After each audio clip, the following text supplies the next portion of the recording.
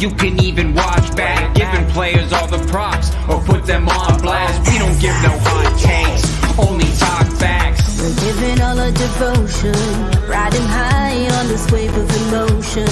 Going all out, yeah, cause this is our time.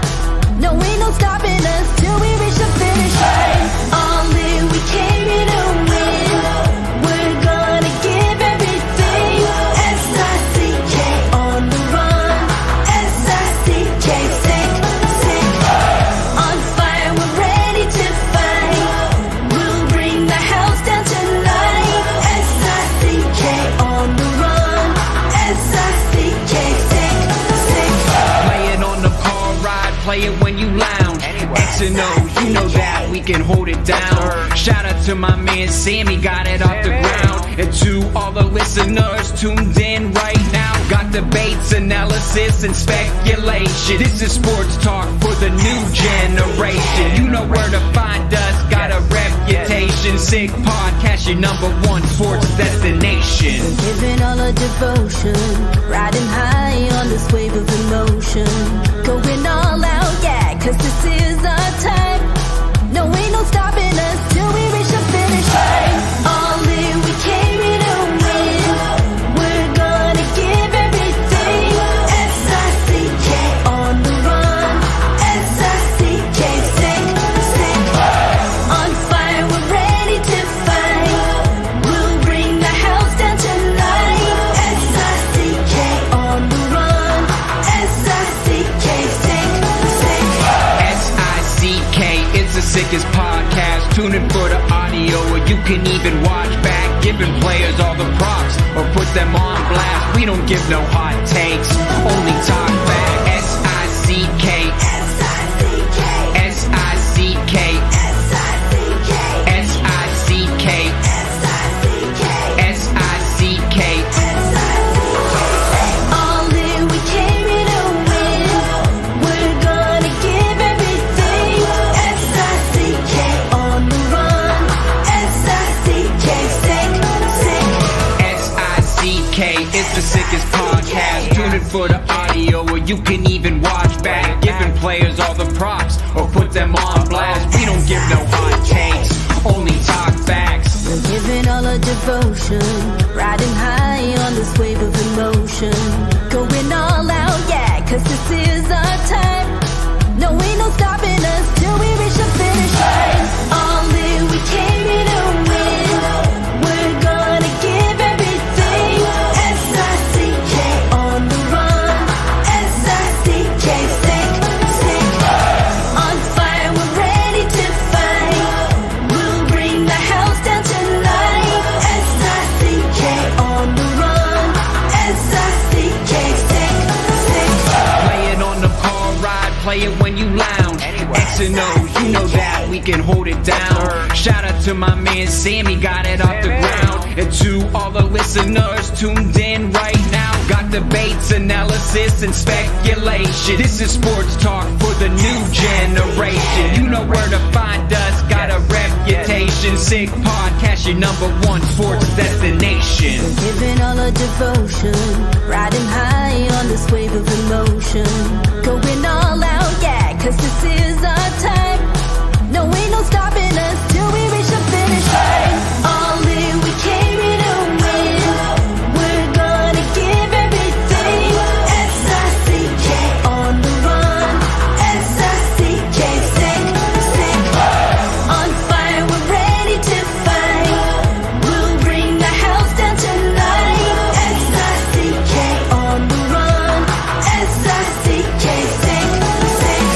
S-I-C-K, it's the sickest podcast. Tune in for the audio, or you can even watch back. Giving players all the props or put them on blast. We don't give no hot takes, only talk back. S-I-C-K, S-I-C-K, S-I-C-K, S-I-C-K, S-I-C-K.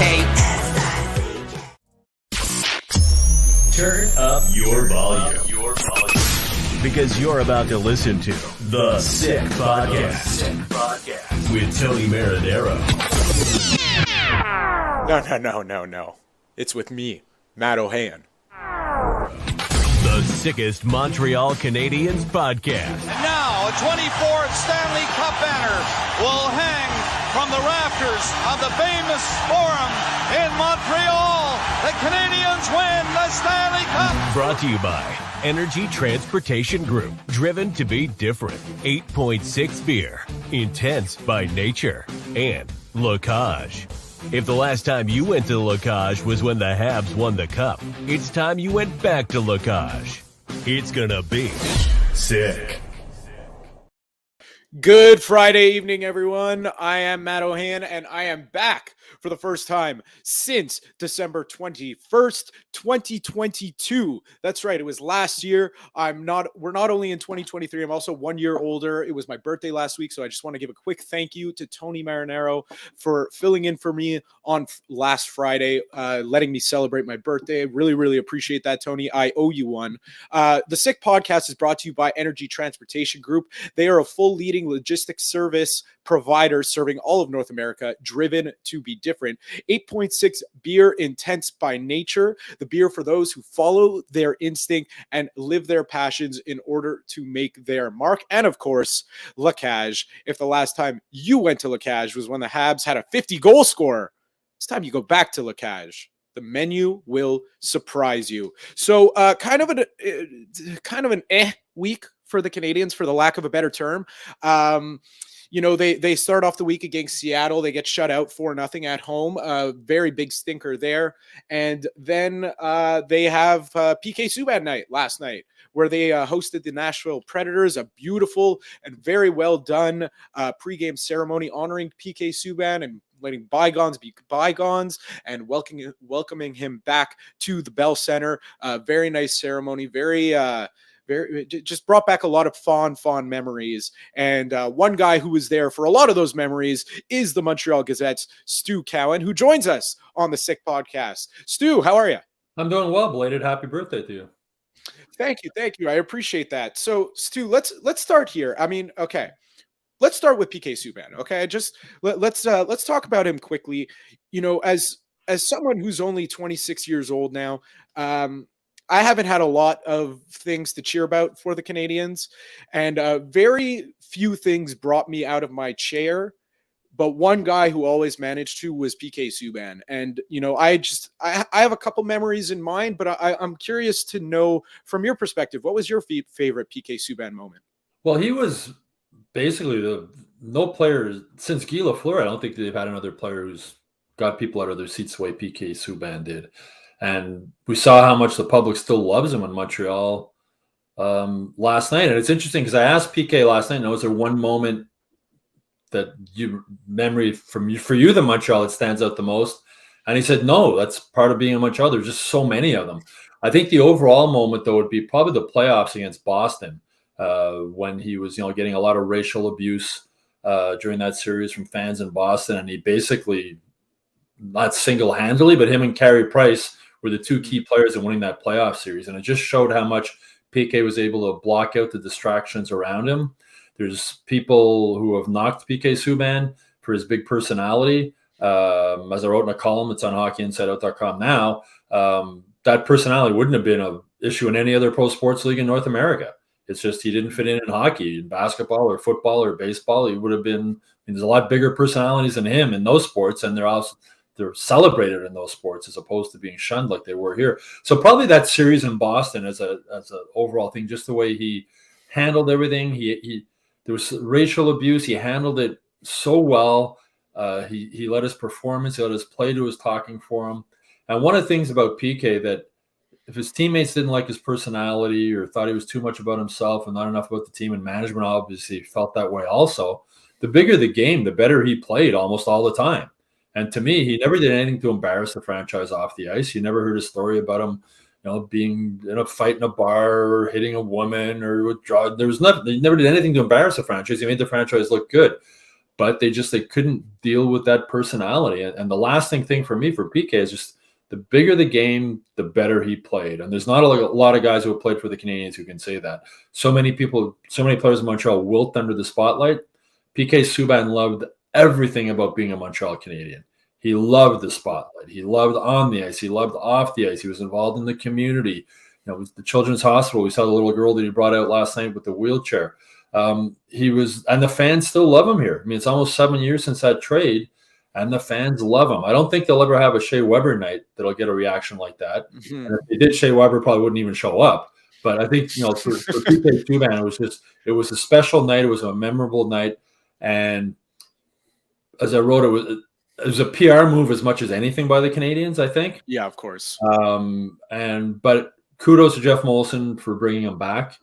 He obviously signed off on the trade that sent PK to Nashville. He agreed with the decision by Marc Bergevin and Michel Therrien at that time. But as you said, bygones be bygones. It was nice to see PK back at the Bell Center last night, and the fans still love him. Yeah, and you know what? It's great to see because, like you said, it was a PR move more than anything, but it was a great one because it was a great one. It was a smart one. I mean, they gotta have something to cheer about, right? Mm-hmm. I mean, we're let's get into it. I mean, just as a quick side note, a lot of people say the triple low five with Carey Price might go down as the highlight of the season this year for the Canadians. Oh yeah, and it's funny because speaking of the 005, a lot of people when they talk about their favorite on ice moment with PK is going to be that breakaway out of the box goal in Game 3 against Boston in 2014. I unfortunately can't say that because I was on a bus coming back from a school trip. So I missed that goal. I was listening to it on the radio, but I didn't actually get to see it. So for me, it would probably be the goal against Chicago in overtime. This is really a long time ago. This is 2011. And, he just on the power play, in overtime, just takes a feed from Andre Kostitsyn, blasts the puck. What does he do? First thing, skates right to center ice, shoulder bump with Carey Price. We just clinched the playoffs. Parties on.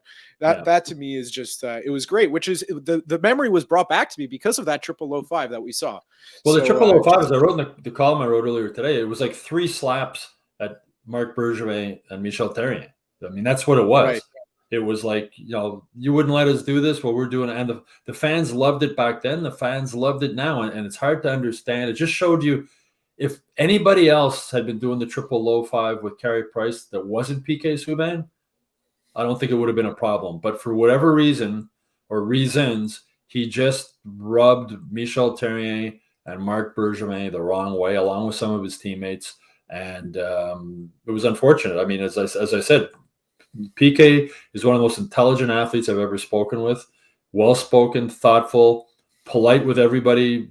That my dealings with him was polite. Everybody, you talk with people who worked around the Bell Center, he was polite with them. And it's hard to it's hard to understand how things went so bad just because he had a big person. I know one former teammate told me once that he liked PK. He just wished that 1 or 2 days a week he would turn down the volume on the PK show a bit and maybe just show up and not go on the ice practice and go home. But that wasn't PK. That wasn't his personality. He wasn't. I was talking with Michael Farber last night at the game, and he was saying years ago he was doing a story on PK, and he went to the family home and he was watching family videos, and it was one of his brothers or his sister's birthday parties. But PK stole the show. He was like 6 years old. He's the one running in front of the camera, and he's the one dancing around. That's who he was. That was his personality. And I asked him last night if he was proud of the fact that he didn't change his personality to be one of the sort of, the good Canadian boys, as I put it in my column, who, speaking cliches and sort of do what they're told. And he was himself, and he was true to himself right to the end. And he had a great line. He said, if I had changed, maybe they wouldn't have had this night for me last night. He was different. He was different from the typical hockey player, and fans, especially in Montreal, loved it.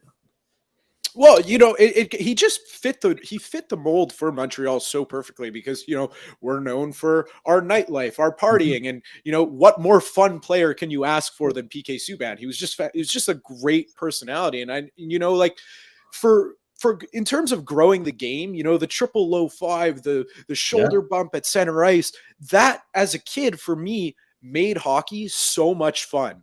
I thought it was the greatest thing ever, ever played. I thought it was the best thing since sliced bread. Like I just couldn't get over it. And I loved watching the Canes because you knew chances are something exciting was going to happen every single night when he was on the ice. And, you just go look up highlight montages and you'll see that he just brought the crowd out of their seats, whether it be a big hit, a nice move, him dancing at the blue line with his circling. And I remember how he skated in pre-games.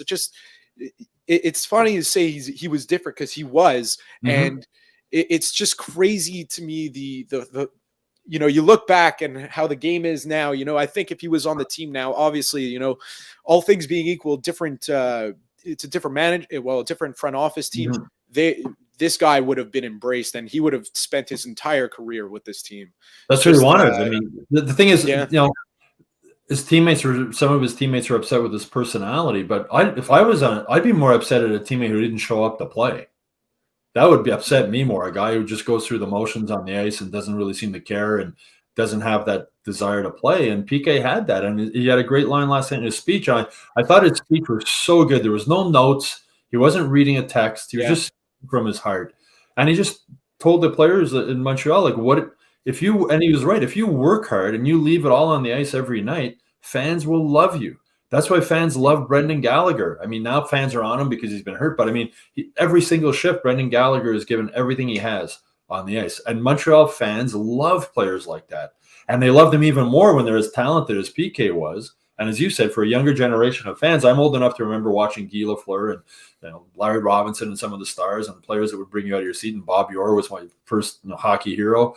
But there hasn't been a lot of them for a younger generation of Canadiens fans like you. And PK was the guy. And again, after Guy Lafleur, I can't think of another player who was that exciting. And I've said this before, if PK had been a French Canadian from wherever in Quebec and had that personality, it would have been, quel joie de vivre.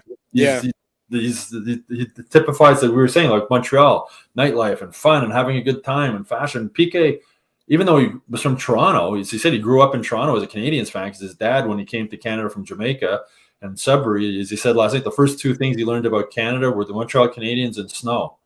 And from that day on, PK was a Canadiens fan. His dad was a Canadiens fan. And PK mentioned last night, so one of the most proudest moments of his career was when the Canadiens drafted him and Bob Gainey gave him the sweater.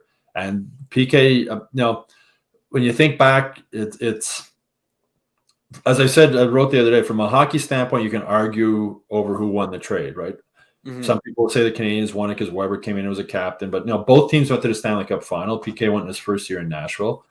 The Canadiens were fortunate that they were able to get out of the last 4 years of Shea Weber's contract, which was ridiculous, that contract that they took on when they traded PK. But from a PR standpoint and at the box office, it hurt them. It really did. I know for a fact their season ticket waiting list shrunk dramatically after they traded PK. There's people, I know 2 people myself who gave up their season tickets after PK was traded. It was sort of the last straw for them, for a team that had been struggling along. And you wonder how much they took all that into account. And I guess they for Bergevin and Terrien and Molson, who signed off, just thought that there was more bad to having PK with the Canadiens than there was good. And that's why he was traded to Nashville. Yeah, and the fan reaction, you mentioned that, people were giving up their season tickets. It's just people took it personally because they everything PK was to the team, people loved that and they ate it up, everything he did. And you talk about being himself and that player that that said, I would like it if he turned it off just once or twice a week or 2-3 times a week and just come to work and go home after. Yeah. I mean, I could speak personally, like I work at a bank. It's not exactly the most exciting of jobs, but they allow me to be myself. Yeah. And that's one of the things that I love about going to work every day is that I don't have to change who I am. And PK never felt like he had to change who he was. And, maybe there was some internal things that we don't know about that he was fighting against. And he said, hey, I don't care. I'm still going to be me because that's what I do. But so just, Just a nice way to tie a bow on that whole thing was just last night. It was just very, very, very nice to see. Okay, let's talk about the Canadians on the ice now. So the last time we spoke, it was December 16th, and the Canadians were 14-2. They were coming off a 5-2 loss to the Anaheim Ducks, and we spoke about it. We said I was kind of maybe I mean hindsight is 2020, but I feel like I was bang on when I said the wheels are starting to come off, and then they did big time. Since then, you know, they went 3-8-1 since. Now they're 17-22-3. To you, you know, being around with the team and even sometimes watching from home on road trips, whatever. What was the moment that you said, okay, this team's in trouble now? I think the injury to Monahan was the biggest blow to this team. I mean, he's still, check this, I think he's 5th in team scoring still, and he's missed like 16 games, which is ridiculous when you think about it. And it just shows you how the lack of depth this team has on offense. And it just shows you how important Monahan was to this team when he was in the lineup. You know, he played those games. He wanted to play that game back in Calgary. There was 2 or 3 games there. He was wearing a boot cast before the game, taking it off, playing, and putting the boot cast back on. Part of that was I think he really wanted to play that game in Calgary. He got through that game, and then I think he played 1 or maybe 2 games after that, and then they shut him down. But I remember talking with Slavkovsky after he had played on the line with Monahan, and he was talking about how much easier he made the game for him because Monahan could speed up the pace or slow it down, and Slavkovsky said he found it really easy to play with him. And anybody who's played on his line will say he's just such a smart hockey player. He does everything right. They can use him on the power play. They use him at center. They use him at wing. He's just a really valuable guy. And the injuries kept piling up, and they're still piling up. I mean, but I think the loss of him was really huge. And I think moving forward, all the talk about, you know, they're going to trade him and try and get a first-round pick before the trade deadline, and if he can come back and be healthy. And Pat Hickey wrote about this also. I think they need to sort of weigh, is the pick they're going to, like, how valuable can he be to this team? We've seen already. Like, is it maybe worth trying to keep him or trade him? I mean, they could trade him and then maybe try and re-sign him again in the offseason as a free agent. But I think that injury really hurt them. And then they piled up. You know, David Savard got hurt. Their penalty kill was horrible after that. He was their key penalty kill guy. You know, Matheson's only played 10 games. Gallagher is out now. They just, on a team with so many young players and so many rookies, to keep losing so many veteran players, it really hurt them. But that's, the wheels were falling off, and the injuries made them fall off quicker. But I think losing Monahan was the biggest blow the team has had so far. And you got to remember, too, they were playing over their heads earlier in the season. Yeah. It's a long season. They were getting some really good goaltending, too. But again, they just don't have the depth to handle the injuries that they've had so far. Yeah, and you know, depending on the type of fan you are, you might be happy about the way things have gone as of late. You might be, you know, you might be shaking your fist and, you know, blaming the power play, blaming Martin St. Louis for all this. You just put it in a box perfectly. You know, there's just way too many injuries to a team that already was not very deep. So it's just, yeah, it's been tough to watch. And I would imagine, you know, as a journalist, you know, you try to, you want to be, you're objective, and you know, you don't really care if the Canadians win or lose, but I'm sure the job is more fun when you get to watch. I mean, as people say, you know, you cheer. The only teams I cheer for are like when Canada's playing in international events. And I say that honestly. You can ask my friends, my wife. There's players that I like and I've gotten to know, and I like to see them. I don't want to say you cheer for them, but you're happy when you see them do well. Yeah, but I mean, it's a lot more fun being around a winning team. There's no doubt about that. I mean, you know, it's like we're getting used to being around losing teams here, and you sort of run out. How many different ways can you phrase, "Why do you guys suck?" You know, and you know they get tired of hearing the questions, and we get so. There's no doubt, and I think any journalist that covers any team on a beat will tell you it's more enjoyable when you're covering a winning team because the players are in a better mood. They're more willing to talk. And I've had this debate with other people too. I wondered in Montreal, and there's times I wonder if there's more interest in the Canadians when they're winning or when they're losing, because people are as happy as people are when they're winning, they're that angry when they're losing. And the emotions go both ways. But from a Canadian standpoint, they're lucky that they're in a city where people care about this team passionately, whether they're winning or losing. So it's it's the conversation maybe for another day. I've had this conversation with Tony before. I mean, Montreal is not a great sports town. It's a great Canadians town. Oh yeah. I'm right there with you, and I completely agree. So I want to get to another piece you wrote yesterday after the Nashville game. Maybe it came out this morning, but it focused a lot on how they came into the second half of the season on the right foot, because that was the first game of the second half officially yesterday. And, I have to ask, is there a different energy in the room? Because it felt like that, reading the article, reading the quotes from Martin St. Louis, from Arbor Jacki, Kirby Doc, it felt like, it's too early to say that they're turning a corner here, but it felt like there was a more positive energy from a team that, is coming off, I don't know what it felt like, 8 losses in a row where they got smacked in every single one. Well, I think a lot of that energy came from PK Subban, and Marty St. Louis said it after the game last night. He had a grin when he said it, but he said PK did his job. He brought some energy, and he did. He brought energy to the building, and I honestly think the players did feed off that in the game. And Arbor Jacki, when I spoke with him this morning after practice, he spoke about that, and he said he had a good thing. They had a team meeting before the previous practice, and about looking back at the first half and looking ahead to the second half. And Jacki said that the first half, Marty St. Louis let them play. Like, he talked about that. He wanted them to not be worried about making mistakes and play their game and be free and be that. Jacki had a great quote. You can read it on the website. But paraphrasing, he basically said that now we're playing for the crest and we're playing for the city of Montreal. And I think Marty just sort of, he probably had an idea of what was going to happen when PK was brought out to the. Marty's a really smart guy. He probably had an idea, and if you wanted to know what it's like to play for the city of Montreal and have fans love you, we saw it last night with PK Subban, right? And as PK said, lay it all out on the ice every night, and the fans will love you here. And they laid it out on the ice last night. That might have been the best overall team effort we've seen. And Jacki even said the fight he had. He said, "I did that for the fans."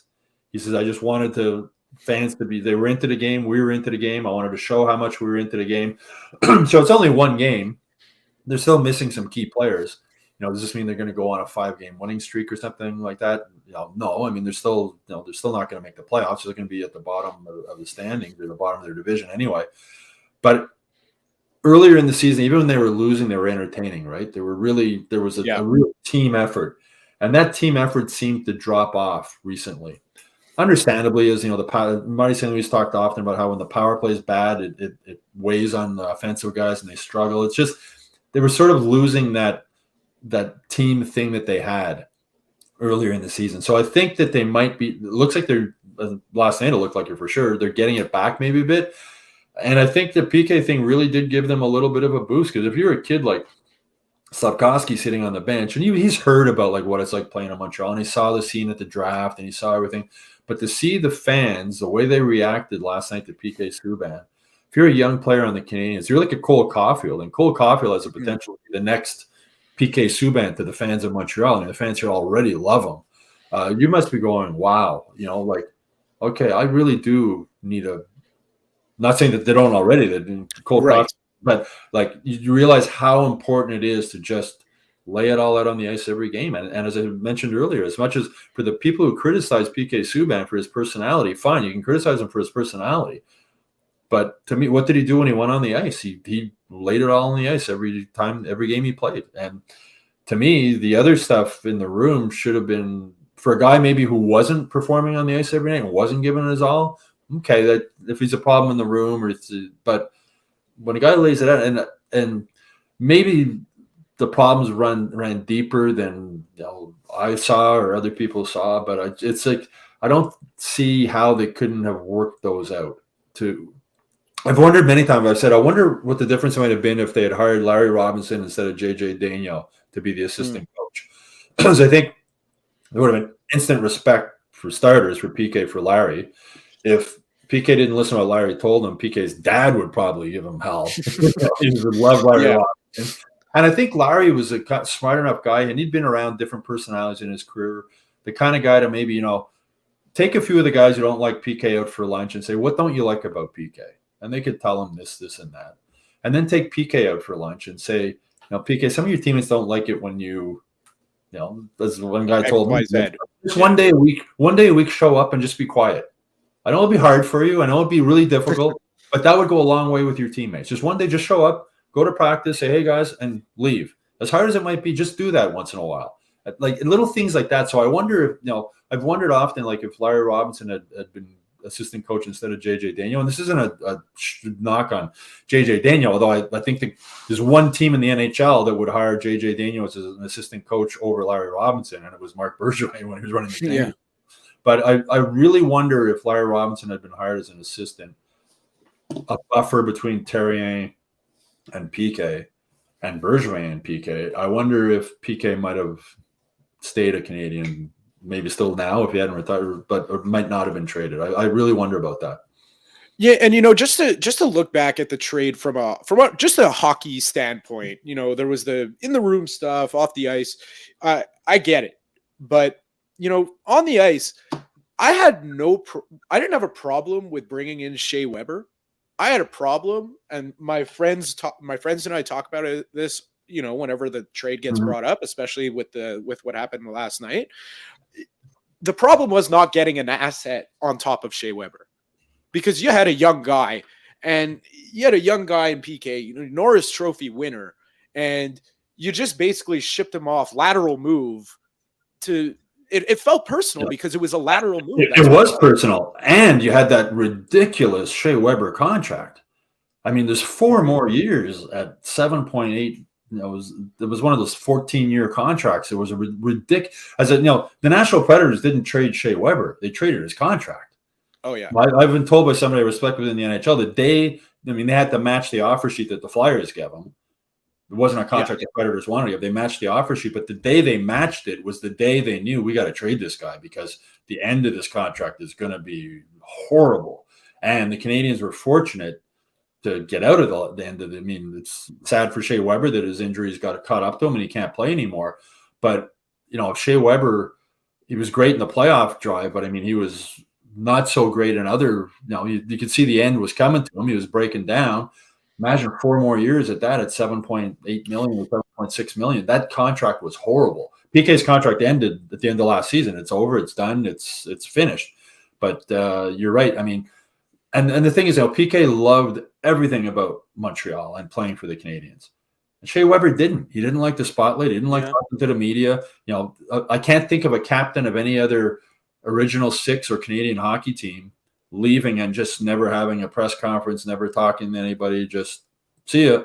It's like he was never here in the first place. It's like he and I understand he's a private guy and he's a quiet guy and he didn't like that. That's fine. That's fine. That's his right to be like that. But he didn't have anywhere near the impact on the city of Montreal that PK Subban did. It's not even close.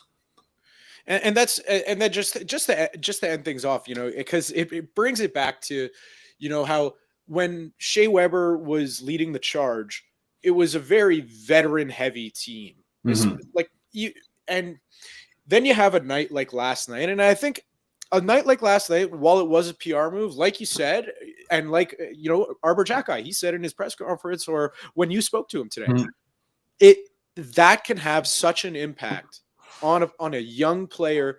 And just it's like when the Canadians made the Stanley Cup final, and I talk about it all the time. When they made the Stanley Cup final, before that I always got so annoyed at the home opener, the passing of the torch and this, because it's like, okay, the past is the past. Nobody wins 5 Stanley Cups in a row anymore. But then they made the Stanley Cup final. I got it. I understood it. I understood what it meant. So now a night like last night, it could really have an impact, and it could really just show you what it means to play in this city and to be a part of this team.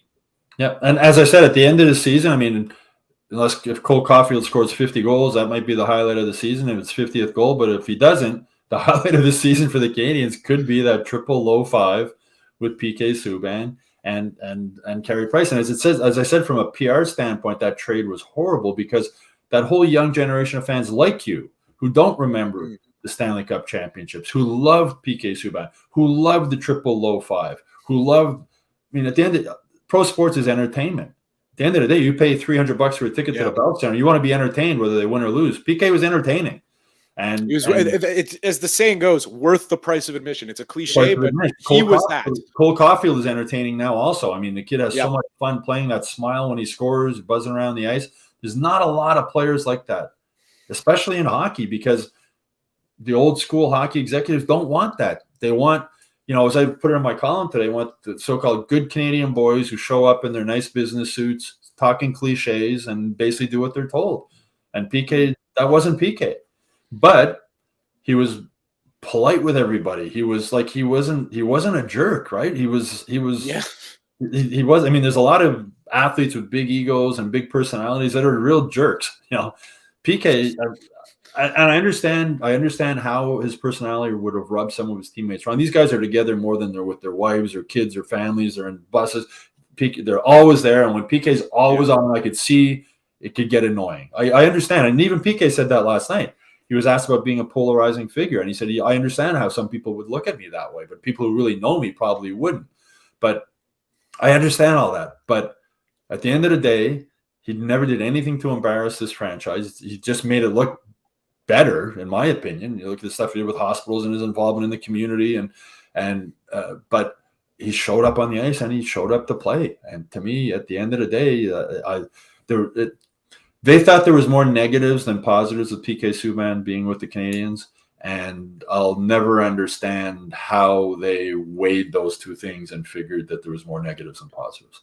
It's the age-old question, but something you and PK have in common is that you always show up to play. So thank you very much. I appreciate you joining me on the Friday nights, too. As always, follow him on Twitter, read his stuff at the Montreal Gazette, and have yourself a fantastic weekend. Okay, my pleasure. You too. All right. Well, it is the Sick Podcast. We are brought to you by Playground, which has over 600 machines, poker tournaments, and Playground casino games, daily promotions, and unmatched customer service. Why go anywhere else? Located just over the Mercier Bridge, only minutes away from downtown Montreal. All right. Let me be the first to officially welcome you to Super Wildcard Weekend. TGIF. Thank God it's Friday. It's also football with Matt Ohayon. Burrow hooks a pass, wide open, Chase, touchdown, Bengals. Yes, Jamar Chase in that highlight as called by Ian Eagle. All right, our next guest to break down Super Wildcard Weekend is a part of the Sick family. His name is Andy McNamara. Andy, how are we? Matty, doing good, buddy. How are you? I'm doing great. Now I've been chomping at the bit to have you back on this program for quite some time, and I'm finally happy that you set aside some time for me. It means a lot. So, first I got to ask you. I have to ask because you're a WWE fan, and you had a Hall of Famer on your podcast. Why don't you tell us a little bit about that? Man, this was a thrill, man. This is a thrill. And then in this crazy career, this broadcasting business, you get to interview some cool people sometimes. And I was able to arrange to get Jerry the King Lawler, legend, Hall of Fame commentator, King of Memphis Wrestling, the Andy Kaufman stuff, author, artist, all that. And he's a Super Browns fan. Who would have thought? No way. Yeah, he grew up. So the story is, born in Memphis, but when he was 7, his father got transferred to a job in a suburb an hour east of Cleveland, and he lived there from the ages of 7 to 16 and became a Browns fan. And he goes, man. He knows Bernie Kosar and all the good guys. And in the episode on Twitter at AndyMC81, Instagram AndyMC Sports, and YouTube Sick Podcast with Andy McNamara, he even takes us like Matt. I asked him, I was like, Jerry, I know you're busy. 10-12 minutes. Spend a half hour, and at the end, he's like, "Hey, do you want to see a tour of my man cave?" I'm like, I certainly do.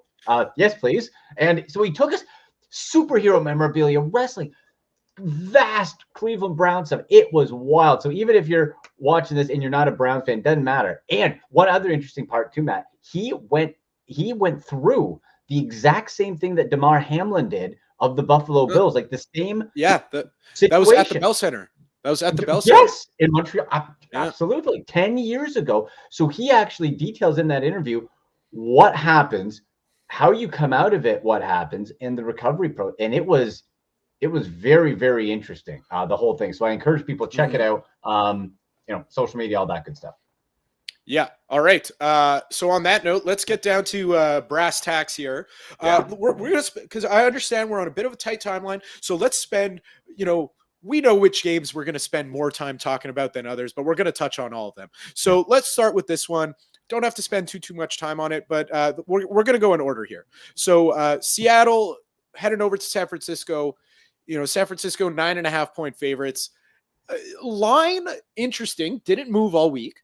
But listen, there's that stuff about Pete Carroll praising the 49ers. He's playing a mental game there. He knows what he's doing, psychological warfare, all that good stuff. But I don't really think the Seattle Seahawks have a shot at this game. No, I think it's a fun story. I think Pete Carroll did a fantastic job in a year, really, that was supposed to be a tank job.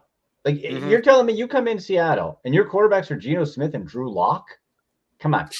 You're mailing it in. Doesn't happen now. They're in the playoffs, but you're right. San Francisco's winning this game, probably by that 9 to 10 point range. They lost to San Fran in week 2. And here's another interesting little tidbit. The 49ers led the NFL again for the 6th straight year in yards after catch. We know they love the dink and dunk and go.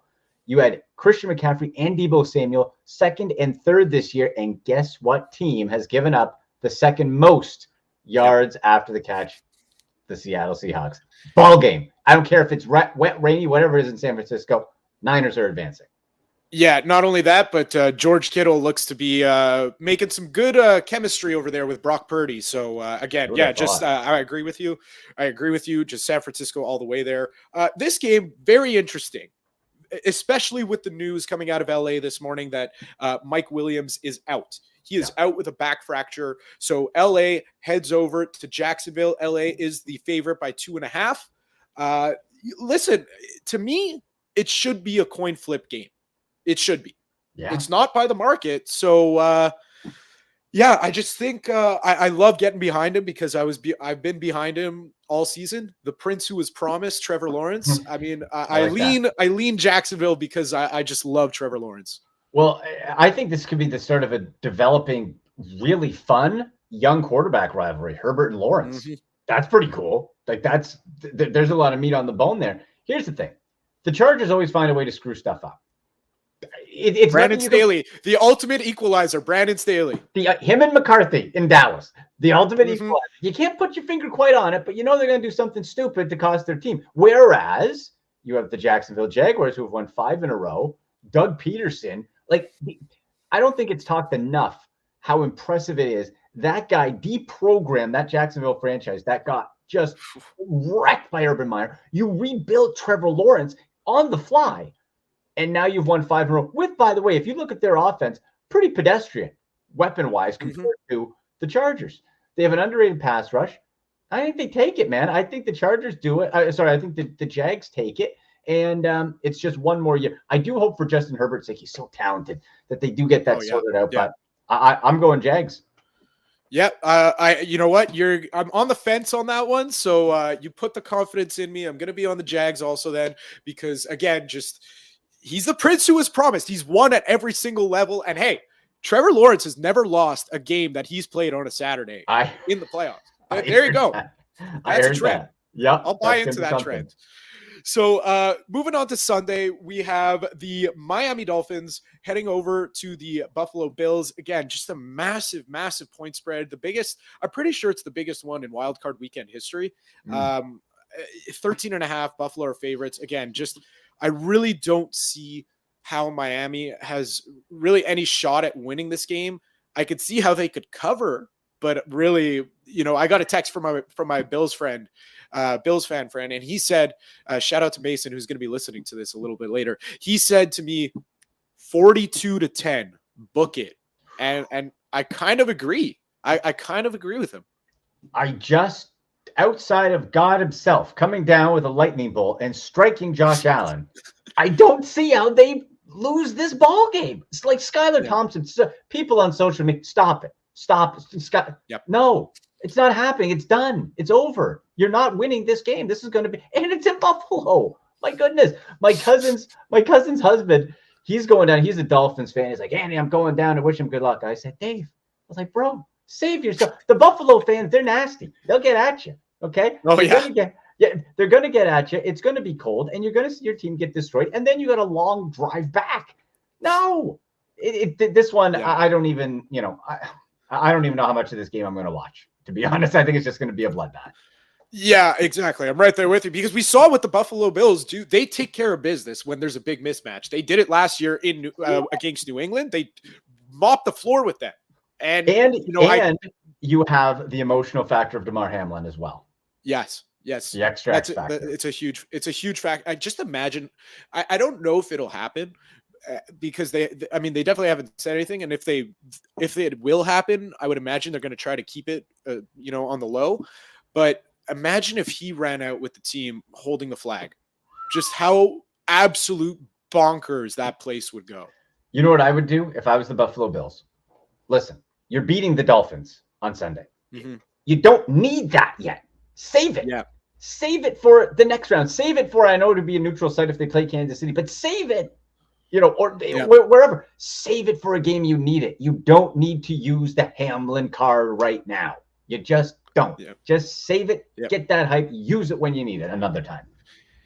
Next game, a team that, just constantly pisses me off. Not the first team I'm going to mention. It's the New York Giants against the fraudulent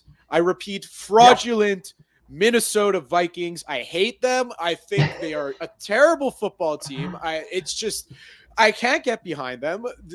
Just very down to just basics of kicking. They're one of the worst special teams in the league.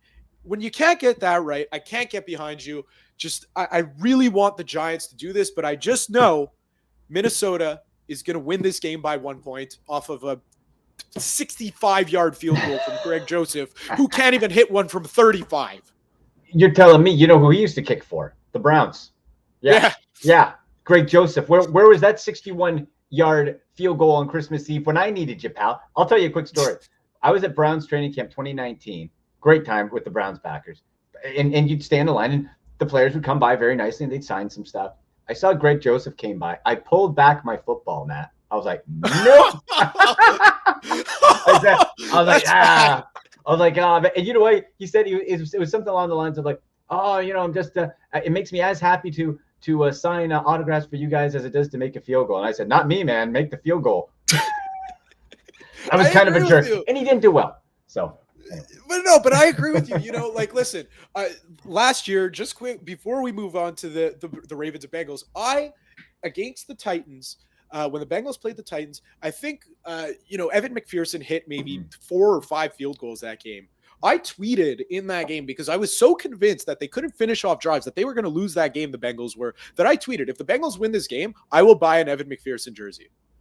Oh. That Evan McPherson jersey is hanging in my closet over there right now. There you go. So kickers are just, you don't need one until you need one. And the Vikings are going to need Greg Joseph in this game. And I just know with the horseshoe up their rear end, they're going to pull it off somehow. But I think the Giants cover the 3. The thing is, this is what it's going to come down to, where people will bet the Vikings, but they'll still somehow screw you by not covering. Mm-hmm. A 3-point spread, right? 11 of their 13 victories came by a single score. I'm with you. They're the fakest 13-4 team I've ever seen. It's just underwhelming. They don't look.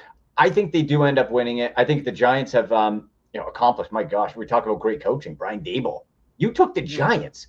Look at that roster. Look at that offense. You took them not only to above 500, but make the playoffs. Sensational. Yeah. Absolutely. Well, I think the Giants have accomplished, you got to the mission complete for this year. You got it. I don't see them going any farther. I just think it's, unless they can really ground control and clock control with Saquon Barkley and Daniel Jones, they don't have a Justin Jefferson that Kirk Cousins can throw up to 15 times a game. That guy's unreal. But I will say though that the last time these two teams met, it did take a 61-yard field goal for them to beat the New York Giants, and the Vikings pass defense made Isaiah Hodgins look like Justin Jefferson. So Yeah. Anything is possible. I'm right. rooting for the Giants. I never thought I would say that in my life, but I am. Anyways, let's move on to the biggest game for me, at least, of the weekend. Sunday Night Football, Baltimore Ravens heading over to Cincinnati, Paycor Stadium. Cincinnati 8.5-point favorites. This line jumped up, down, sideways in loops all week because of the Lamar Jackson situation. He's out. It looks like it's going to be Tyler Huntley. Okay, so the media does this thing where I mentioned it off the top. They do this thing where they make games sound like they're going to be closer than they are. Yeah. This is one of those games where I don't think that's the case. I really think that Baltimore's defense is, if not the best in the league, they're top 2. They are really good and a really scary defense. I'm obviously, I don't see a way that they win because I don't think they could win scoring. I think, okay, so I have this. Justin Tucker. Well, so here they have Justin Tucker, but how about this? I'm going to steal this from First Things First off FS1. Ravens, since week 13, when Lamar Jackson went down, including that game because he went down in the first quarter, points per game, 12.5. That's 31st in the league. Yards per game, 307, 22nd in the league. Passing yards per game, 152. That's 30th in the league. Passing TDs since week 13. 5 games were played. Testify. 2. That's last in the NFL. Ooh. So listen, I think it's going to be a bloodbath in terms of just a scrappy, physical, hard-hitting game. 2 teams that just absolutely hate each other. Yeah. But the Bengals are going to come out on top. Bengals have to come out on top. Now, look, as a Browns fan, if there's a way both teams could lose, I'd like that. But I dislike the Bengals. I hate the Ravens. I respect the Bengals because of the Paul Brown lineage with the Browns. I respect the Bengals. I hate the Ravens, and I hate the Steelers. And I really want Cincinnati. I'm going to be watching that game. Listen, I'll wear the orange, my orange shirt. It's a brown shirt, but that's as close as I'm going to get. I'll take it. I want them to just punish. Look, you can't score points outside of Justin Tucker. Tyler Huntley stinks. Lamar Jackson, I don't care what anyone says, he's an overrated passer of the football. If your defense still, for any quarterback on that team, on that Ravens team, if opposing defensive strategy is to make your quarterback throw the ball, not a long-term franchise quarterback. I've been saying it for 3 years. I say he's injury prone. It's proven to me right again, Lamar Jackson. Should have probably taken that extension, Lamar. Now look at 250 mil in your pocket. Although let's be honest, Matt, the consolation prize is he's going to get 20 million guaranteed as a franchise. We should all be so lucky, right? But I'm with you on the defense. Absolutely. They're going to try to, look, we know what the Ravens are going to try to do. They're going to try to control the clock. They're going to try to run it as much as possible. Really good running game. The offensive line's gotten better. The defense is nasty. Cincinnati's defense, I think, remains underrated. I love DJ Reader. Yep. I think the cornerbacks are underrated as well. And I think that whole group can shut them down. If I'm making a wager on this game, I don't like that point spread because I'm with you. I think Cincinnati will be in control the whole game, but I don't necessarily know what the defense. They're not going to run away with it. I don't think they're going to run away with it. That's where I'm at. So I'm thinking if I'm putting some money down, I'm going to take the under 40.5 points because I think Cincinnati could win 28-9 or something. And then you're still hitting the under. Yeah, I'm right there with you. I'm right there with you. All right. Go Bengals. Come on now. Go Bengals. Who day? Let's go. Okay, last game of the weekend. It's on a Monday. Monday Night Football. Dallas Cowboys, your boys, heading over to Tampa Bay to face the GOAT and Tom Brady and the Tampa Bay Buccaneers. All right. This is how I see this game. Last week was the worst possible way to end the season for the Dallas Cowboys. They treated that game as a real game. And what happened?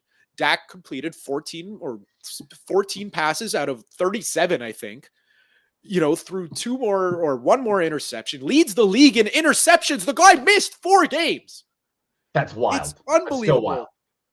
And, you wanted the Cowboys, they really didn't have an F game all season. That was an F game. Mm-hmm. That was a complete failure on every aspect of the game, and they treated it as an important one.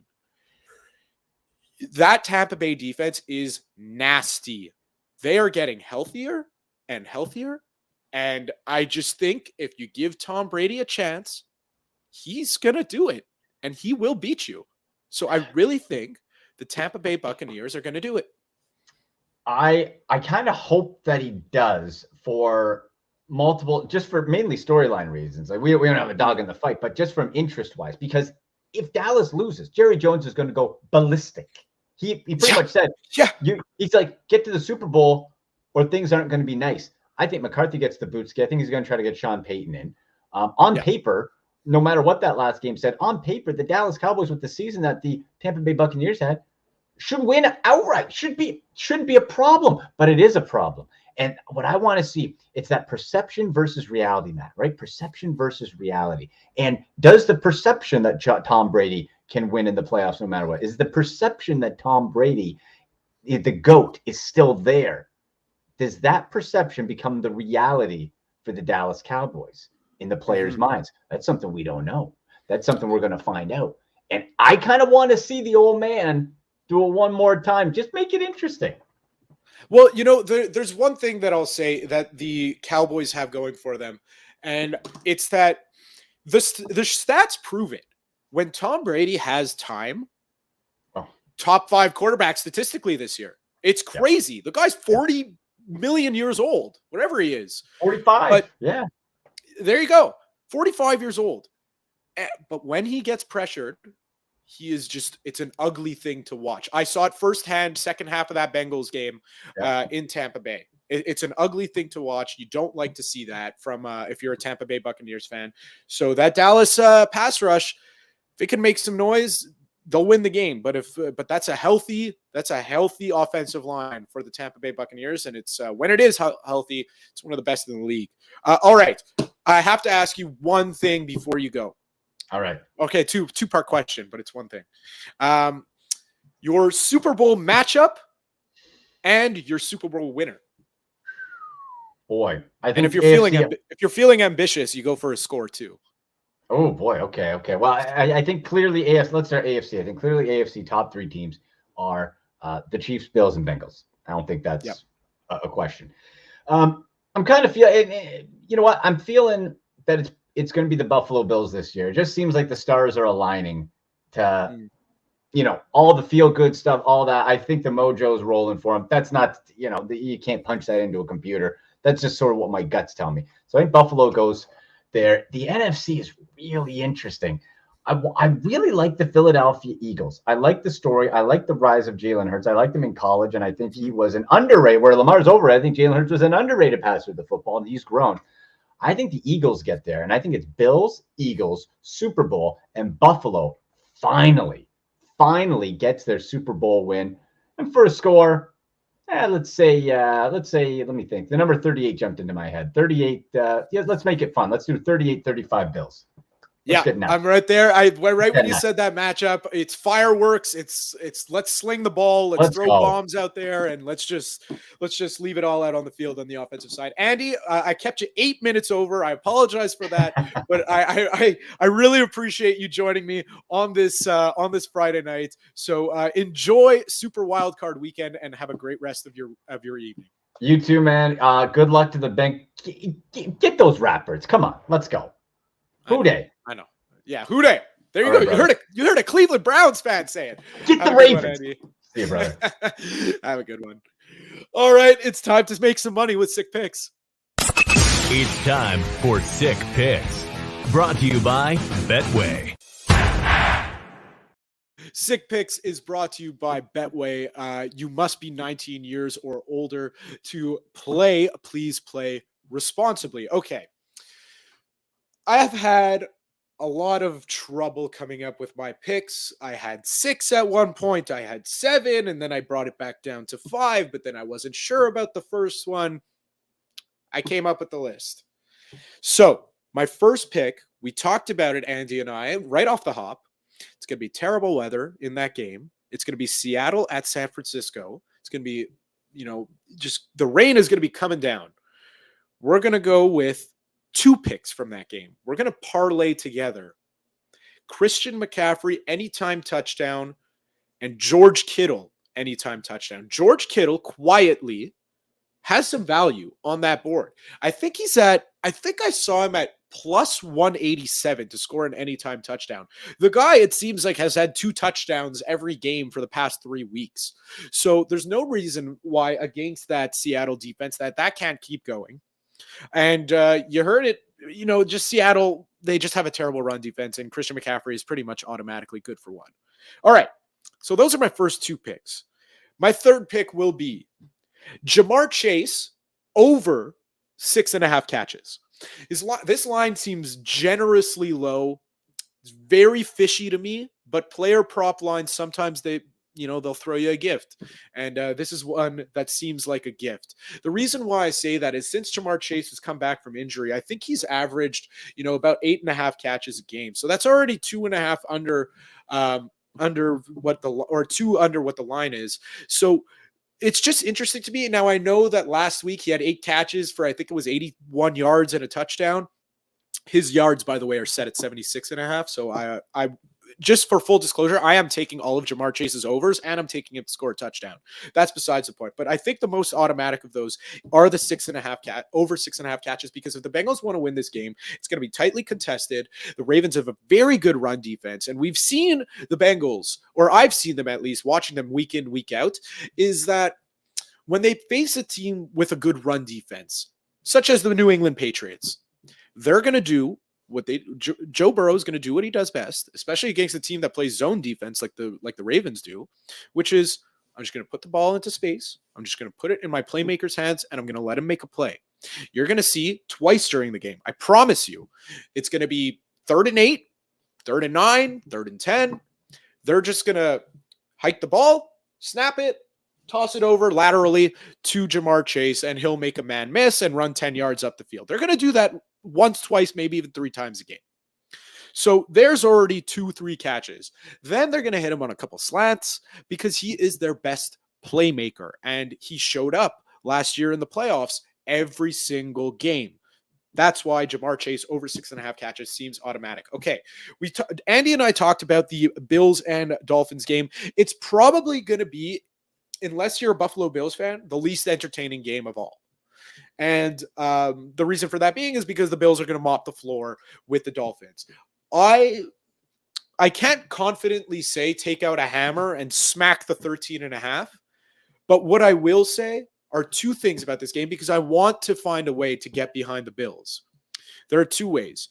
One is Stephon Diggs anytime touchdown. Depending on your sports book, we use Betway here at the Sick Podcast. I saw it earlier today at plus 100. It might be down to minus 105. Not much of a difference there. So I would take Stephon Diggs on an anytime touchdown just based off of value alone. For their best playmaker to be at plus 100, that's crazy. I already locked it in. So I took that Stephon Diggs anytime touchdown. The other one I'm going to take from that game, which will be my 5th pick, is going to be the Buffalo Bills over 16.5 first half total. They will go over because I think this game could get ugly quick. The only way that this doesn't get ugly quick is if that Dolphins defense is able to force a couple turnovers. Josh Allen, has a brain fart as he usually does in the red zone, and he'll throw a red zone turnover. I just don't see it happening in the playoffs, because the playoffs are a different animal than the regular season, when you already have the division locked up and you can kind of dog it, for the lack of a better term. The Bills had something to play for near the end of the season, but I don't know. I just think that the Bills will be firing on all cylinders. They're going to be locked in. They're going to relish that energy from the crowd.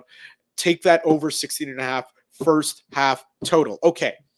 So I don't usually do this because I don't like to do it. I don't like to give picks that I'm not going to bet myself. However, if I wasn't a Bengals fan, I would be betting this. And it is the Ravens plus 8.5. Andy and I spoke about it. I don't think the Bengals are going to run away with this game. And how about this for a stat? Granted, he had I guess he had a quarterback when these things happened. But John Harbaugh, the head coach of the Baltimore Ravens, is straight up 5-0 against the spread in the playoffs when he is a 7-point or more underdog. So that's when, the Ravens were facing old school Brady, Peyton Manning, and all those fun teams and all those great teams. Straight up 5-0. Again, there is a chance that the Bengals could run away with this because it is Tyler Huntley on the field. And just if you're going to take last week's game as a reference, don't. And I'll tell you that firsthand as a Bengals fan, as a reference to how this game will be played, because Joe Burrow was off. He missed a couple of wide open touchdowns. The receivers were off because Jamar Chase dropped a touchdown, as did T. Higgins. Also, just they didn't show anything creatively offensively against the Ravens last week.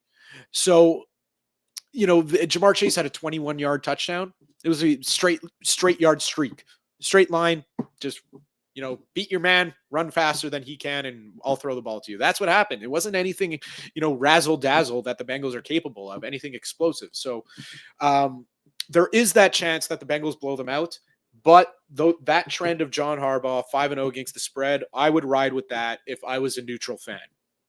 I'm going to give you two more plays, two value plays. But before I do that, I have to tell you that the Sick Podcast with Tony Marinaro, his Tascam equipment is supplied by Ericsson Audio, the choice of musicians, engineers, and broadcast professionals. All right, there's the two value plays I'm going to give you.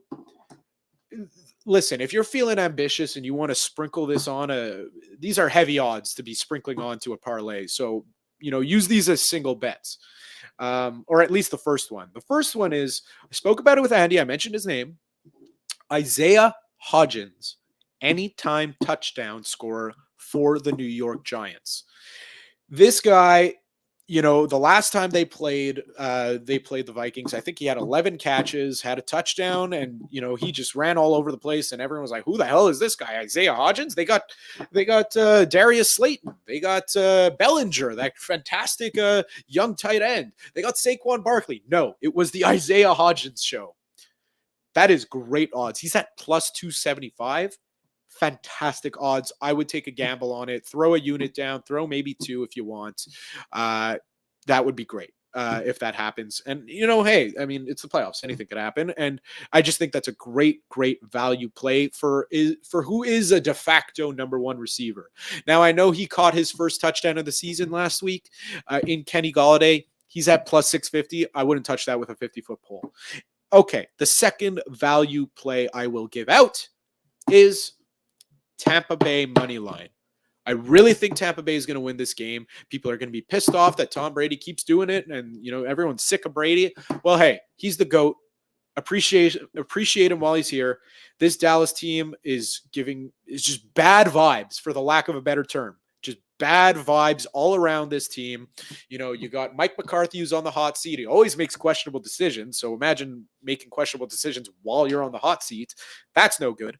And just it just goes back to last week. I read into it because they played the game as if it mattered. They didn't sit anyone, and they just looked awful. Dak Prescott leads the NFL in interceptions. He's missed 4 games. Unacceptable. I think that, Tampa Bay, it's going to be a close one. Tampa Bay is just going to do it because what's going to happen? Dallas is going to have a 4-point lead with 2 minutes to go in the game. Tom Brady's going to get the ball back, and he's going to do what Tom Brady does. It's automatic. Every single time, it's automatic. Tampa Bay will win this game. There's your value play. That's it for me on the Sick Podcast. I'm Matt Ohayon. Thank you for joining me on this Friday night. And Tony will be back Monday. Go Bengals. And that's a wrap. Hope you don't miss us too much until next time. Follow the Sick Podcast with Tony Marinaro on YouTube, Instagram, Facebook, Google Play, and Apple Podcasts. The Sick Podcast is brought to you by Energy Transportation Group, driven to be different, 8.6, intense by nature, and La Cage. If the last time you went to La Cage was when the Habs won the cup, it's time you went back to La Cage. The menu will surprise you.